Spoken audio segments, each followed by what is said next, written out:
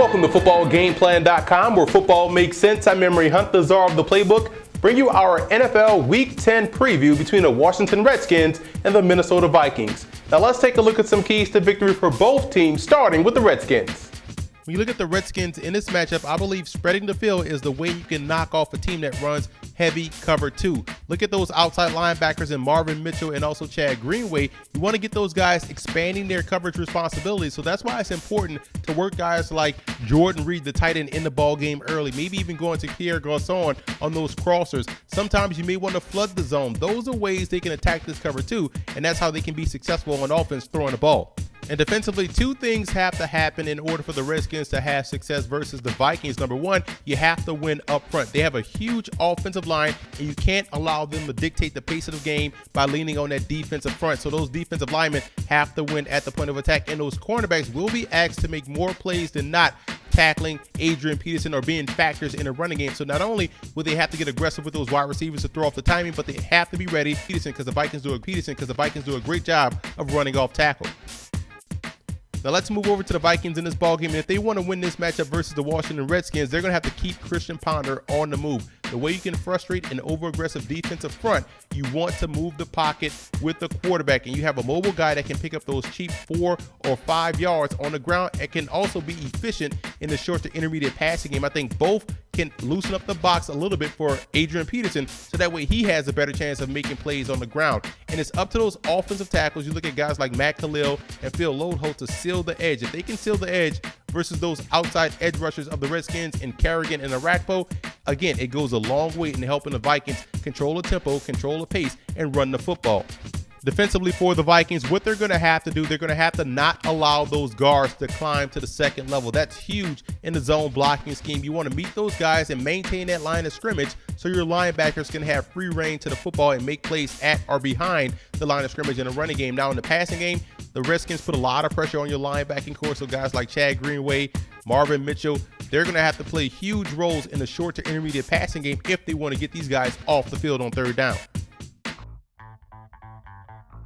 The Washington Redskins know when they face the Minnesota Vikings, they're going to see a lot of coverage, a lot of cover 2, maybe cover 4. They're going to see a lot of zone. And the one way they can defeat a zone is by flooding the zone. I'm going to show you one way they can do that out of the pistol formation. You see what we have drawn up, tight end on the backside, pistol formation, your basic 4-3 defense. And what we're trying to do, we're trying to create a 3-on-2 type situation over here where you're going to have your basic cover 2 coverage on the weak side. So what we're going to do, we're going to bring this guy in motion, and at the snap of once he reaches the outside leg of the tackle, you want to snap the football, and he's shooting out to the flat, hopefully influencing that squatting corner to jump this route, because we also have the slot guy running a 10-yard out, thus putting him in the bind. Do I get underneath this route? Safety's in the bind, because do I squeeze down on this out route? Because we're also sending the receiver out on a clear route. So now this should essentially hold the safety to get over top of this route.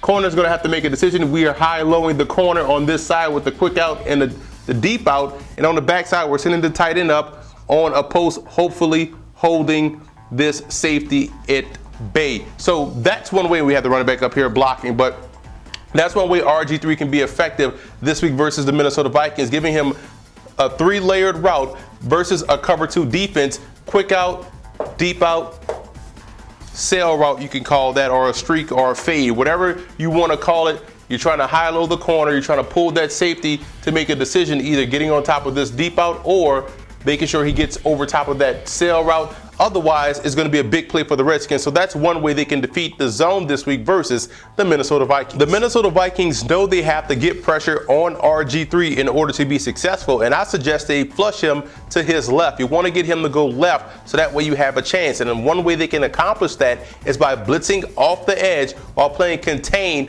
on the weak side. I'm going to show you how they can do this. Now, pre-snap, this is a cover 2 look, but really it's cover 1, which means we have one safety back deep and we're sending the corner off the edge. But let's explain what we have drawn up. Now, remember, this is instructional for the defense, so don't worry about the way the offense is aligned. We know they don't use split backs. Just don't worry about this. It's more instructional for the defense and how they are going to get pressure and how they're going to cover these gaps. Now, what we're going to do, corner is manned up on the outside, and as the cadence starts to wind down, you're going to see the cornerback creep toward the line of scrimmage and then take off. He's the blitzer coming on the outside, and while he's creeping toward the line of scrimmage, we're going to have the strong safety creep toward this receiver here because he's manned up on this wide receiver. That's his guy. Now, again, like I said, pre-snap cover 2, but it's really cover 1. So as he's working over to the receiver to cover him, you're going to see the free safety work over and get back in the middle of the field,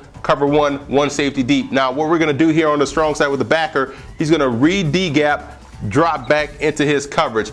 We're going to have the Mike backer under read the run, which means he's not going to even step up. His job is to get right back into his coverage. And you see what we're doing here, we're banjoing the tight end. So if the tight end breaks out, it's the strong side backer's job. If he breaks in, it's the job of the middle backer, Mike backer, to cover him. So you're banjoing, which means you're playing him inside out, the tight end Jordan Reed. Now what we're gonna have, you see we have the defensive end slightly off the line of scrimmage behind the defensive tackle, and we're gonna run a twist. We're gonna have this defensive tackle cross into this gap, and we're gonna bring the defensive end in that A gap. So what we're doing here, that's why this is a great stunt versus the pass as well as versus the run. You're playing great interior run defense, but you're also sending extra off the edge and you're protecting yourself from the tight end. Now when we have weak side, we're gonna have this defensive tackle push hard and secure the B gap. He's not gonna try to get penetration, getting up the field, rushing a gap. His job is to maintain a line of scrimmage and spy the nearer back. So if this guy goes this way, it's his responsibility because we have the end coming off the edge and we're sending the weak side backer down this B gap here. Boom, shooting there. So you see where we're trying to flush RG3 out, but we're playing contain over here. We're also sending the backer on the inside. So what the Vikings have to do is to try to force him into a bad decision, force him out of the pocket, going to his left. And I think if they do that, they have a great chance to win this ball game versus the Washington Redskins. The X factor in this ball game for the Redskins is an obvious one. It's the run defense. You want to back Minnesota up in second and long and third and long situations, so they have to be active. They have to be effective versus the running game of the Vikings. The X factor in this game for the Vikings will be their special teams unit. I believe they have a decided advantage in that department, and if they can win 2 out of the 3 aspects of a football game, offense, defense, and special teams, I think they have a great chance in knocking off the Washington Redskins.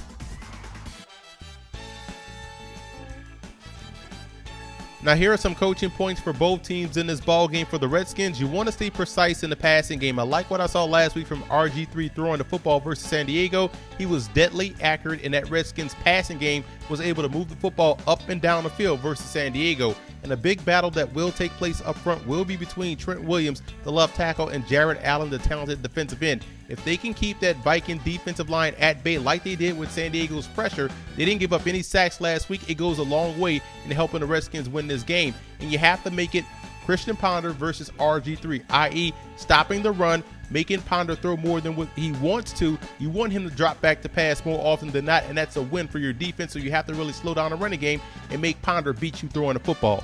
And for the Vikings in this matchup, I like when they spread the field with either 3 wide receivers and a fullback in the backfield. I think that's how they can move the football on the ground versus the Redskins defense. You want to run downhill at that 3-4. You want to spread it out and still attack the interior gaps. I think they have an advantage when they spread the field and keep that fullback in the backfield. And Ponder has to stay mobile. Here's a guy that can do a lot of damage with his legs, extending the play, picking up those cheap 3 or 4 yards. He has to stay mobile in order for this offense to have success. And if I'm the Vikings, I want to stay multiple in my defensive fronts. That's how you can throw off the blocking assignments in that zone blocking scheme out of that pistol formation. Those guards want to climb to the second level, so sometimes you have to go multiple. Maybe show a bear front, an over front, an under front, maybe go in a 30 look at times, but you have to stay multiple up front to slow down the running game of the Washington Redskins.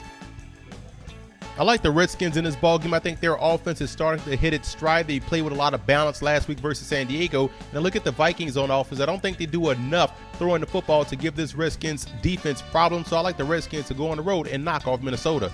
And I also want to give a huge shout out to Redskin fan forums and Viking fan forums for always showing football game plan support.